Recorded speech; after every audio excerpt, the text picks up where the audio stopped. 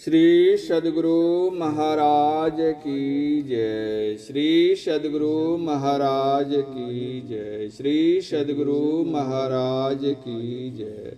प्रातः स्मरणीय अनंत श्री भूषित परमाराध्य संत सद्गुरु महर्षि मही परमहंस जी महाराज का प्रवचन। बंदौ गुरुपद कंज कृपा सिंधु नर रूप हरि, महामोह तम पुंज जासु वचन रवि कर निकर। पूज्यमान महात्मागण, धर्मानुरागिणी प्यारी जनता, ईश्वर की भक्ति से अपना कल्याण होगा, इसका विश्वास बहुत दृढ़ता से सबको करना चाहिए। कल्याण की खोज में लोग दौड़ते हैं। कल्याण अपने पास है। जो परमात्मा को भजते हैं उनका कल्याण होता है, और जब परमात्मा को पा लेते हैं तब ऐसा कल्याण होता है कि कभी अकल्याण नहीं होता है। ईश्वर भक्ति के लिए ईश्वर स्वरूप को जानना आवश्यक है। जो ईश्वर की ओर अपना ख्याल जोड़ता है कल्याण की ओर जाता है।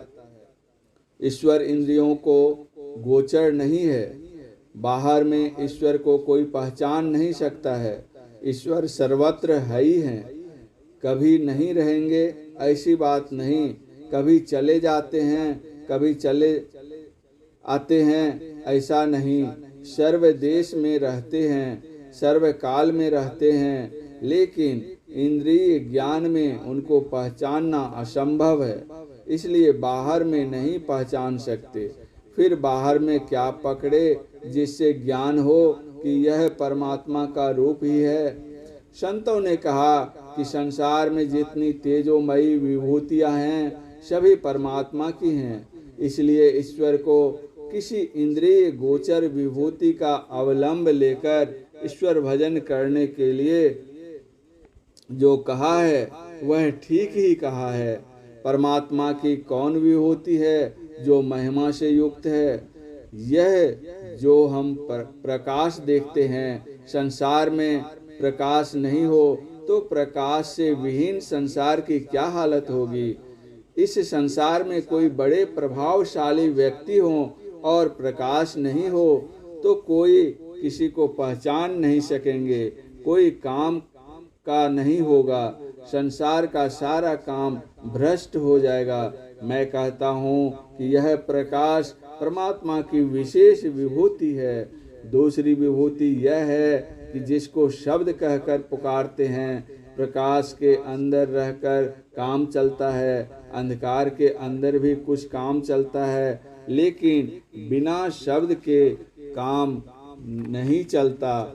शब्द ही संसार में विद्या को बिखेरता है। बिना शब्द के विद्वान नहीं होता। आदेश पाकर जो लोग अच्छे बनते हैं सो बिना शब्द के नहीं बनते। आपस में, राष्ट्र में जो काम होता है बिना शब्द के नहीं होता। बड़े बड़े बम नहीं बन सकते। बम छूटता है, बड़ी आवाज होती है, शब्द बड़ा प्रभावशाली होता है। संसार में कंपन नहीं हो तो शब्द नहीं, शब्द नहीं तो कंपन नहीं, शब्द नहीं तो संसार में उन्नति की दशा में ले जाने वाले परमाणु नहीं रहेंगे। उस शब्द का कितना प्रभाव है। ईश्वर की यह बड़ी विभूति है। संतों ने कहा कि यह तो बाहर के प्रकाश और शब्द की बात है, क्या अपने अंदर में भी है? अंदर का प्रकाश बाहरी सूर्य का प्रकाश नहीं है, आत्मा का प्रकाश है। जो इस ज्योति को पकड़ता है वह महान पुरुष हो जाता है। रिद्धि सिद्धि सब आ जाती है, मोह से छूटता है। अंतः प्रकाश में जिसकी वृत्ति डूबती है बाहर के विषयों में उसकी डूबती नहीं है। अंदर में प्रकाश सबको है, प्रकाशहीन कोई नहीं है। अंदर में प्रकाश को जो पकड़े वह ईश्वर की ओर जाता है। जो प्रकाश को पकड़ता है वह ईश्वर की भक्ति में पूर्ण होता है। जो अंतर्नाद पकड़ा जाता है वह ईश्वर की ओर का ही नाद है। अंतर में नाद कहाँ से आया? यह जो सृष्टि हुई है, कुछ बनने के पहले कंप चाहिए।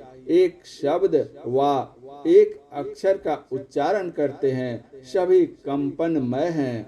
एक मिट्टी की गोली बनाना चाहे तो हाथ में कंपन होता है, बिना कंपन के कुछ बनावट नहीं हो सकती। इसीलिए साधो शब्द साधना कीजिए, जे ही शब्द से प्रगट भय सब, सोई शब्द कही लीजिए। शब्द से सारी सृष्टि हुई है, उस शब्द को पकड़ो। पहले ईश्वर ही ईश्वर था, कंप हुआ तब सृष्टि हुई। कंप के साथ साथ परमात्मा है। आदि कंप आदि शब्द से सारी सृष्टि है, इसीलिए सारी सृष्टि का बीज शब्द है। इसीलिए शब्द ततो वेद संसार, शब्द निरालम अपर अपार। बाबा नानक साहब। वह प्रभु कैसा है? अलख अपार अगम अगोचरे, ना तिसु काल न कर्मा, जाति अजाति अजोनी संभव, ना तिसु भाव न भरमा। साचे सचियार बिटहु कुर्बानो, ना तिसु रूप वर्णु नहीं रेखिया, साचे शब्द निशानो। बाबा नानक ने कहा है, कुछ भी चिन्ह अगर है तो सत शब्द है। सो शब्द वही है जो सृष्टि के आदि में हुआ। संत दादू दयाल जी के वचन में है, एक शब्द सब कुछ किया, ऐसा समर्थ सोई, आगे पीछे तो करे, जे बलहीना होई। पंच उपना शब्द थे, शब्द पंच सो होय, साए मेरे सब किया, बूझे बिरला कोय। शब्द बंधिया सब रहे, शब्द सब ही जाय, शब्द ही सब उपजय, शब्द सब समाय। यह वर्णन संत लोग करते हैं, सबसे विशेष शब्द है, बहुत महत्वपूर्ण है। संतों ने जब अनुभव करके जाना तब उसको बड़ा लाभ हुआ। उसी को सतनाम, ओम, राम नाम, शिव नाम आदि कहा। वह परम शक्तिमय है, लेकिन पहले ही उसमें वृत्ति जुटे हो नहीं सकता है। वह सांसारिक शब्द नहीं है, वर्णात्मक व सांसारिक ध्वन्यात्मक भी नहीं है। वह सांसारिकता से बहुत दूर है, वह ध्वन्यात्मक अंतर्नाद है। लोग कहते हैं कि गोस्वामी तुलसीदास जी निर्गुण राम नाम को नहीं जानते थे, सगुण राम को जानते थे। लेकिन जब वे स्वयं लिखते हैं कि बंदो राम नाम रघुवर को, हेतु कृषानु भानु हिम कर को, विधि हरिहर मय वेद प्राण सो, अगुण अनुपम गुण निधान सो। गुण निधान का अर्थ त्रय गुण और त्रय गुणातीत भी ले सकते हैं। जो हम कान से सुनते हैं वे सब भी सगुण शब्द हैं। अंदर में भी एक ही शब्द निर्गुण है, जिसकी पकड़ होने से ईश्वर तक पहुंचता है, ईश्वर को पाता है। शब्द गहियो जीव संशय नाही, साहब भयो तेरो संग। कबीर साहब। प्राकृतिक रूप से शब्द को कैसे पाते हो? बिजली की चमक के बिना ठनके की आवाज कोई नहीं सुन सकता। पहले ज्योति दर्शन करो, फिर नाद ध्यान करो। इसलिए नाद उपासना पीछे और बिंदु उपासना पहले की जाएगी। पहले ज्योति पकड़ते हैं, इसलिए तेजो बिंदु उपनिषद में है कि तेजो बिंदु परम ध्यानम विश्वात्म हृदय संस्थितम, और ध्यान बिंदु उपनिषद में है बीजाक्षरम परम बिंदु नादं तस्योपरि स्थितम, स शब्दं चाक्षरे छीने निशब्दं परम पदम। परम बिंदु ही बीजाक्षर है, उसके ऊपर नाद है। जब यह नाद अक्षर ब्रह्म में लय हो जाता है तो निहि शब्द परम पद है। निहि शब्द कहो व अनाम कहो, एक ही बात है। पहले सगुण शब्द की उपासना करनी चाहिए, फिर निर्गुण की। पहले मोटे रूप से चित्त वृत्ति का सिमटाव करो। गुरु को ईश्वर की विभूति मानो, गुरु में अपने को लगाओ। बाबा नानक कहते हैं, गुरु की मूर्ति मन मही ध्यानो, गुरु के शब्दी मंत्र मनु मानो, गुरु के चरण हृदय ले धारो, गुरु पार ब्रह्म सदा नमस्कारो। इस विभूति को पकड़ो अथवा राम कृष्ण व माई का ध्यान करो, लेकिन इससे माई के दर्शन होता है। जो स्थूल रूप के बाद सूक्ष्म कारण महाकारण को भी पार करेगा, वह उस विशेषता पूर्ण तत्व को पावेगा जिसका नमूना संसार में नहीं है। स्थूल शब्द का जप करो, मन से ध्यान करो, गुरु की युक्ति जानो, इसके बाद फिर गुरु से युक्ति जानकर सूक्ष्म सगुण रूप का ध्यान करो। वह ज्योतिर्बिंदु है। ज्योतिर्बिंदु मन से बनाने से नहीं होगा। जो उस युक्ति का साधन करेगा वह स्थूल से सूक्ष्म में प्रवेश पाकर सूक्ष्म दर्जे का शब्द सुनेगा। शब्द सुनकर जहाँ के तहाँ पड़े रहोगे, सो नहीं बल्कि शब्द के उद्गम स्थान पर पहुँचोगे। संत दादू दयाल जी की वाणी में है, पंच उपना शब्द थे, शब्द पंच सो होए, साई मेरे सब किया बुझे बिरला कोई। और कबीर साहब कहते हैं, पांचों नौबत बाजती होत छति सो राग, सो मंदिर खाली पड़ा बैठन लागे काग। ये पांच क्या हैं? सृष्टि के 5 मंडल हैं और उन पांचों के 5 केंद्र हैं। इसी तरह अपने शरीर में 5 दर्जे हैं। शरीर और संसार में घनिष्ठ संबंध है। शरीर के जिस तल पर रहिए, संसार के भी उसी तल पर रहेंगे। शरीर के जिस तल को छोड़ते हैं, संसार के भी उसी तल को छोड़ते हैं। इस तरह जो शरीर के सभी तलों को पार कर सकेंगे, वे संसार के भी सभी तलों को पार करेंगे। साधक साधना द्वारा अपने में 5 मंडल पाते हैं।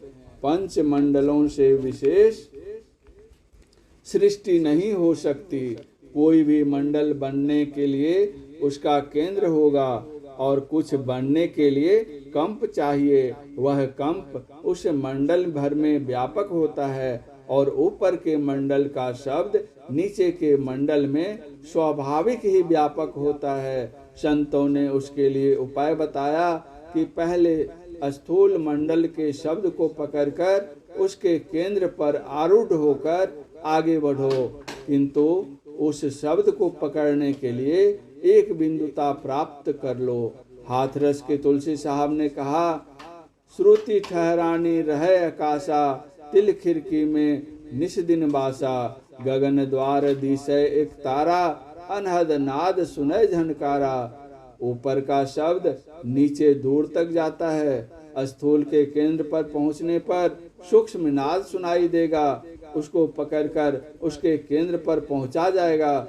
इसी तरह धीरे धीरे क्रम से आगे बढ़ते हुए अंत में वह आदि नाद को पावेगा, जिसके सहारे परमात्मा तक पहुंच होगी। जैसे समुद्र के गर्जन में और कोई गर्जन नहीं रहता, उसी तरह आदि नाद के गर्जन में अन्य सभी गर्जन समाप्त हो जाते हैं। वही नाद जाकर परमात्मा से मिलाता है। लेकिन ऐसा ख्याल नहीं करो कि मरने पर होगा। यह जीवन काल में ही होने योग्य है।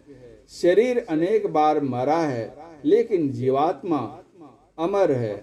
यह अनेक शरीर रूप कपड़ों को छोड़ता पहनता आया है। पहले यह करो कि ज्योति दर्शन हो, फिर शब्द से मायावी मंडलों को पार करना होगा। उसके बाद ईश्वर दर्शन हुआ, काम खत्म हुआ। इसी विषय के प्रचार के लिए यह सत्संग है। अंतःकरण की पवित्रता के लिए यह सत्संग है। अंतःकरण की पवित्रता अवश्य चाहिए। जिसको अंतर में रस मिलेगा, वह बाहर विषय रस को क्या समझेगा। वही परम सन्यासी होगा। परम पूज्य गुरुदेव का यह प्रवचन अखिल भारतीय संत मत सत्संग का 70वां वार्षिक महाधिवेशन हरिद्वार में दिनांक 10/6/1968 ईस्वी के प्रातःकालीन सत्संग में हुआ था। श्रुत लेखक महर्षि संत सेवी परमहंस जी महाराज। श्री सद्गुरु महाराज की जय।